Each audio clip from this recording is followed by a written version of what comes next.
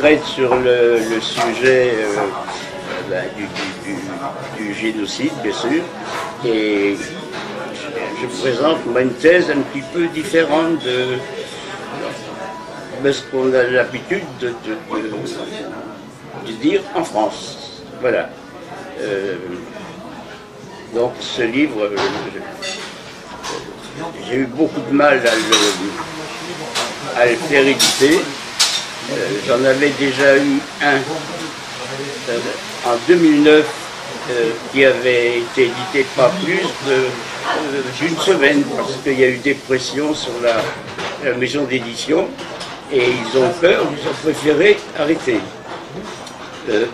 Là, il semble que c'est plus facile maintenant, c'est un sujet qu'on peut éditer plus facilement. J'ai trouvé assez facilement, très facilement même, une maison d'édition, alors que la première fois j'en avais contacté une bonne soixantaine de maisons d'édition. À peu près la moitié m'ont répondu négativement et l'autre moitié ne m'a pas répondu. Voilà. Les recherches m'ont pris environ 5 ans. Je suis d'abord allé en Turquie où je suis resté plusieurs mois et j'ai parcouru tout l'est de la Turquie. Les noms, je m'en souviens pas très bien. Bon, il y a Erzurum, il y a Bayburt, Diyarbakir, Trabzon et bien d'autres, mais ce sont de tout petits villages. Bon, je me souviens forcément pas du tout des noms, mais nous avons rencontré énormément de monde. J'ai même cherché à questionner des Arméniens, mais tous, ils ont, bien sûr, ils ont refusé. Donc je n'ai que des témoignages provenant de Turcs, mais il y a énormément de livres écrits par les Arméniens. Donc je me suis informé sur leurs livres et leurs écrits. Sinon, j'ai d'abord vu comment dirais-je, les témoignages provenant des Turcs. Et ensuite, j'ai cherché un peu partout, dans les bibliothèques, partout où j'ai pu, excusez-moi, j'ai cherché à Paris beaucoup, enfin, j'ai fait énormément de recherches. Et j'avoue que moi je pensais qu'il y avait eu un génocide. Je suis français, donc je pensais qu'il y avait eu un génocide. Et puis j'ai quand même trouvé des documents écrits très vite qui m'ont vraiment horrifié. J'ai lu des choses, mais qu'on a beaucoup de mal à croire. On n'arrive pas à imaginer que des êtres humains puissent faire ce genre de choses. Et au fur et à mesure que j'ai trouvé ces documents, les uns après les autres, j'ai commencé, disons, à changer d'avis, à dire mais qu'est-ce qui se passe? Nous, en France, nous avons eu au Radour-sur-Glane où les nazis ont fait brûler tous les habitants d'un village, mais là-bas en Turquie, j'ai découvert que, et en Azerbaïdjan aussi d'ailleurs, j'ai découvert que des personnes brûlées dans des hangars, dans des immeubles, dans des mosquées et un peu partout, il y en a eu énormément. Donc je suis petit à petit, j'ai été convaincu qu'il n'y avait pas eu de génocide. Ce que j'ai remarqué, bon, bien sûr, il y a eu des Arméniens qui ont été massacrés, ça c'est une certitude.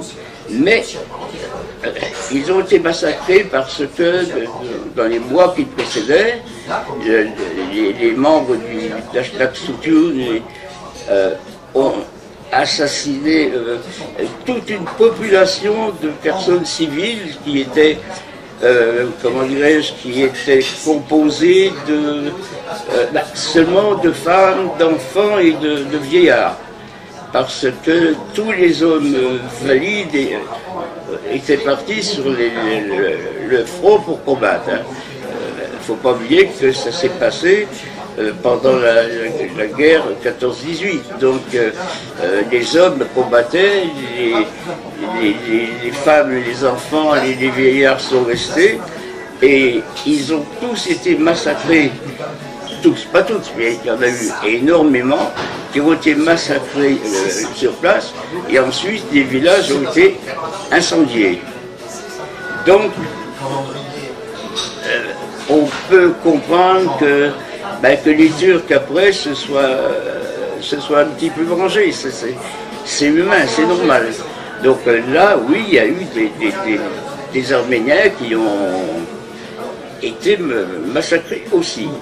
Mais je suis convaincu, et ça j'ai vu ça par documents bien sûr, il y a eu plus de victimes turques que de victimes arméniennes.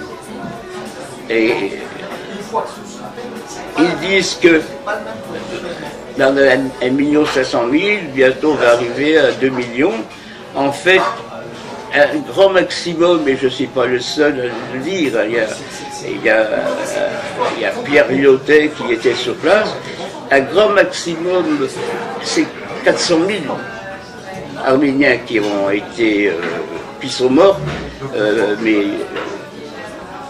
pendant cette période, mais 400 000, ça comprend les morts naturelles, ça comprend les morts par la famine, par le froid, ça comprend tout ça.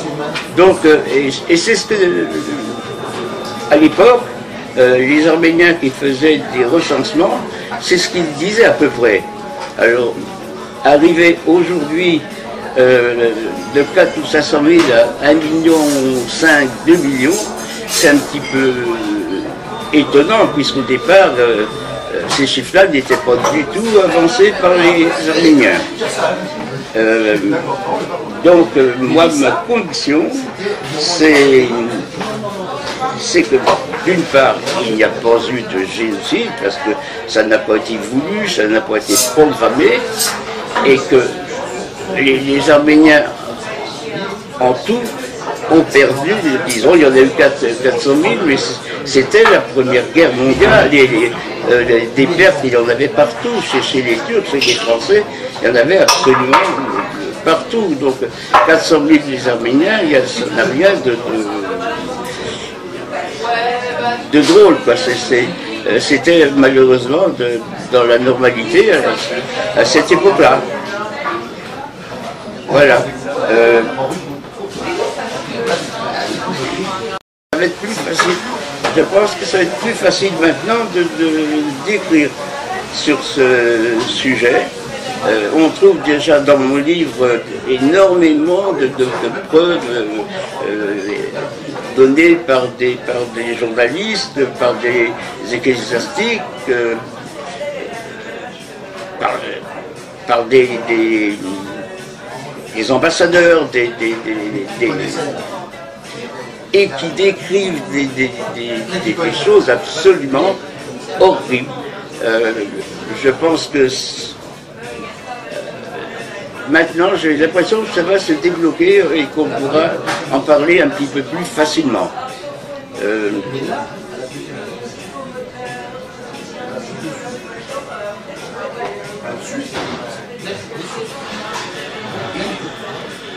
Je n'ai pas eu de mal du tout, bien sûr, comme j'étais en Turquie, de faire parler les Turcs. Mais c'était un peu difficile de trouver quand même des personnes qui avaient qui étaient suffisamment âgées et qui avaient vraiment des choses à dire. Mais une fois qu'on avait trouvé ces personnes, bien sûr, ça me rappelait de très mauvais souvenirs. Les témoignages que j'ai eus bien souvent, les personnes qui me parlaient, aussi bien les femmes que les hommes, pleuraient. Hein, ça, c'était très très poignant. J'ai notamment rencontré un Azerbaïdjanais, pardon, c'est difficile à prononcer pour un Français, qui a parlé très très longtemps, mais qui était... C'est un homme très fort, mais qui pleurait comme c'était pas possible. J'étais ému jusqu'aux larmes.